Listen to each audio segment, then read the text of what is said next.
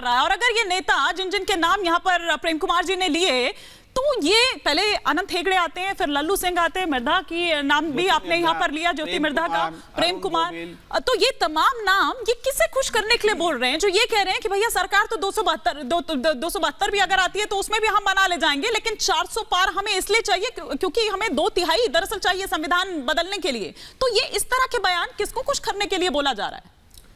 देखिए, जो नाम अभी प्रेम जी ने लिए हैं वो सबने अलग अलग बातें कही हैं। स्पष्ट रूप से जो ये कह रहे हैं कि संविधान बदलने की बात वो ना अरुण गोविल जी ने कही है, जो अन्य नाम इन्होंने लिए उन्होंने भी नहीं कही है। अच्छा, देखिए आप समझिए, संविधान बदलने की बात अगर कोई भी व्यक्ति कहेगा आप उस पर भरोसा करेंगे या जो सरकार का मुखिया है उस पर भरोसा करेंगे?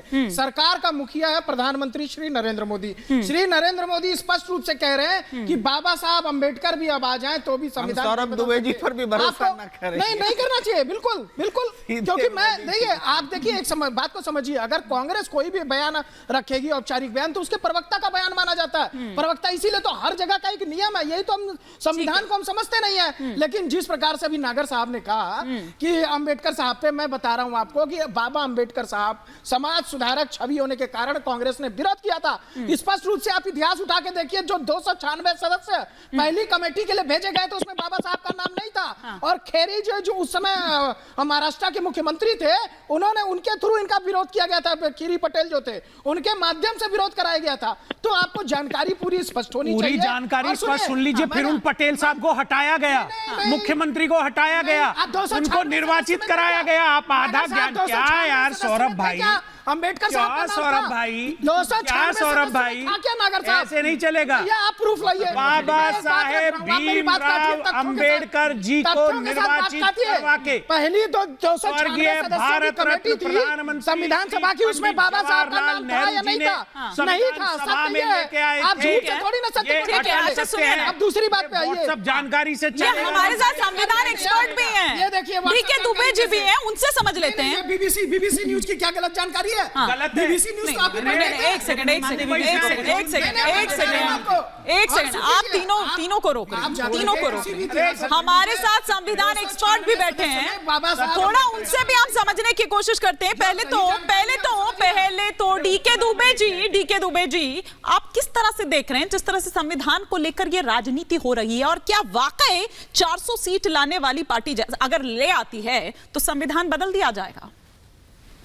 देखिए, संविधान बदलने की जहां तक हम बात करते हैं तो याद करना चाहिए केशवानंद भारती का जजमेंट 42वें संविधान संशोधन को सुप्रीम कोर्ट में चैलेंज किया गया था। उसके बाद ऑनरेबल सुप्रीम कोर्ट ने कहा था लेजिस्लेटिव नेक्सस भी नहीं हो सकता, यानी कि संविधान के बेसिक स्ट्रक्चर को पार्लियामेंट भी नहीं बदल सकती। तो जो ये बात मोदी जी ने भी कही है कि बाबा साहब भी नहीं कर सकते, इसमें बिल्कुल 100% सच्चाई है कि जब तक आप सुप्रीम कोर्ट की कसौटी पर सही नहीं उतारेंगे तब तक संविधान में परिवर्तन नहीं कर सकते। ये जरूर हो सकता है कि आप कोई कानून ऐसा बनाना चाहते हैं या उसमें कोई प्रोग्रेसिव लेजिस्लेशन लाना चाहते हैं, लेकिन वो लाने के बावजूद वो सुप्रीम कोर्ट की कसौटी पर जाएगा। अब अगर संविधान बदलने की बात कोई स्वीकार करता है तो ये सुप्रीम कोर्ट पर अविश्वास करता है, ये उसको बताना चाहिए कि भाई सुप्रीम कोर्ट पर ही अविश्वास करता है। बड़ी बेंच बैठेगी, कॉन्स्टिट्यूशन की वैलिडिटी को चेक करेगी और वैलिडिटी चेक होने के बाद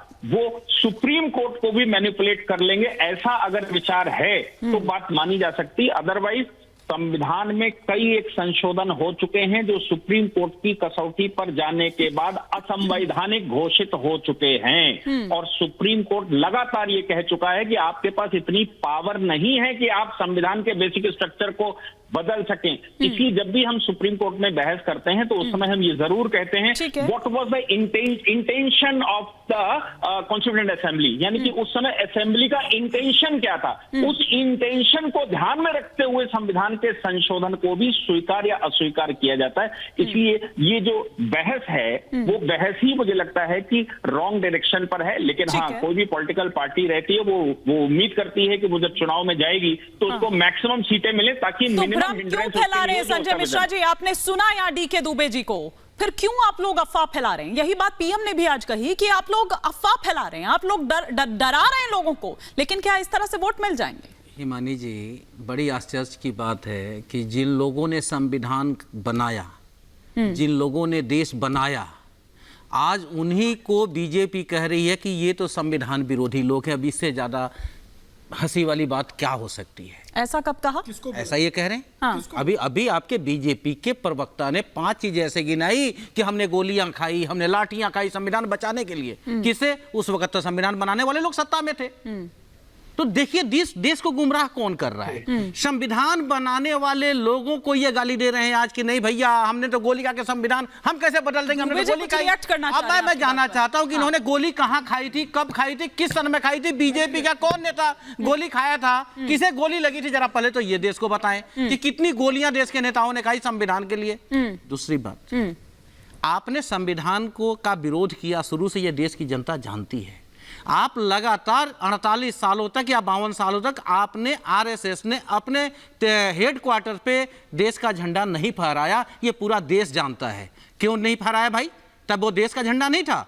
आज मोदी जी को घर घर झंडा फहरा, नियम था कि सरकारी जगहों पे ही तिरंगा फहराया जा सकता है। मैं बीच में नहीं बोला था, मैं नहीं बोला था बीच में, ये गलत मैं बीच में नहीं बोला था आपके। एक एक कर जानकारी ज्यादा जानकारी आप मत दीजिए, मैं नहीं बोला था आपके बीच में कि सरकारी जगहों पे ही तिरंगा फहराया जा सकता है। इन्हीं से बुलवाइए, इन्हीं से बुलवाइए, इन्हीं को बोलिए बोलने। नाराज क्यों हो रहे हैं आप? ठीक है लाइन का करेक्शन, ठीक है सौरभ जी, एक आप लोगों को स्पीच देने का अधिकार मिल गया मीडिया में आकर के। करेक्शन कर रहे हैं इसलिए बोला आप लोगों ने जब बोला तो। ठीक है संजय जी, करेक्शन कर रहे हैं आपको बीच में। हमें मत करेक्शन करिए, आप अपना दिमाग करेक्शन करिए। ठीक है अपनी बात जनता आप लोगों के दिमाग को करेक्ट कर देगी अभी 2024 में। ज्यादा दिमाग मत उड़ाइए अपना। संविधान विरोधी देश के गद्दार भारतीय जनता पार्टी देश के संविधान सिखाएगी लोगों को। मुद्दे पर रहते हैं। संविधान बनाने वालों को संविधान बताओगे आप, संविधान की रक्षा करवाओगे आप। विरोधी ताकतों के साथ संविधान के गद्दार है भारतीय जनता पार्टी। अब मैं गारंटी से कहता हूँ यदि इनको 27 बार आई संविधान बदलेंगे, ये संविधान बदलेंगे, ये गारंटी है मेरी। पंजाब के अंदर ये बदलेंगे संविधान। और क्यों बदलेंगे मैं बोलता हूँ प्रमाण के साथ। उनको चुप कराइए, मैं बताता हूँ प्रमाण के साथ। ये इसलिए बदलेंगे क्योंकि अभी अभी आपने देखा इसी सरकार ने चुनाव आयोग की नियुक्ति के लिए जो तरीका था, जो संवैधानिक, आपने डीके दुबे जी को नहीं सुना? वो तर्क इन्होंने कैसे बदला? आपने डीके दुबे को नहीं सुना? अपने पक्ष में कर लिया, एक वोट विपक्ष को दिया। एक बार डीके दुबे जी को स्क्रीन पर लीजिए, फिर मैं सिद्धार्थ जी का रुख करूंगी। ये कौन सी चुनाव लड़ने का तरीका है? कौन सी निष्पक्षता का तरीका? ये बताइए। संजय जी, मिश्रा जी, दूसरी बात, आपने डीके दुबे को नहीं सुना? वो संविधान एक्सपर्ट है, बता रहे थे। मैं क्लियर कर दूं। अच्छा ठीक है, इसके बाद समय मत दीजिएगा, मेरे को रुक जाइए। पूरा कर मैं ये कह रहा हूँ प्रेम जी ने जो सवाल उठाए हैं, चाहे वो अयोध्या का सांसद हो, चाहे आपका बागपत का सांसद हो, चाहे आपका बुलंदशहर का प्रत्याशी हो, चाहे देश का साउथ का कोई प्रत्याशी हो, जब ये लोग अपने मंच से कह रहे हैं, चाहे वो मेरठ का प्रत्याशी हो, जब ये लोग मंच से कह रहे थे, प्रधानमंत्री के कानों तक सुनाई नहीं दे रहा है। वन साइडेड हो गया है कान प्रधानमंत्री जी का। लेकिन प्रधानमंत्री ने क्लियर किया ना उसको, प्रधानमंत्री ने क्लियर किया ना उसको। नहीं क्लियर किया इन्होंने, नहीं क्लियर किया। क्यों त्याग के उनकी टिकट नहीं काटी गई? और देश के गद्दारों का, जो संविधान के गद्दार है, उनको क्यों रखा गया पार्टी में? उनको क्यों नहीं निकाला जा रहा है? ठीक है,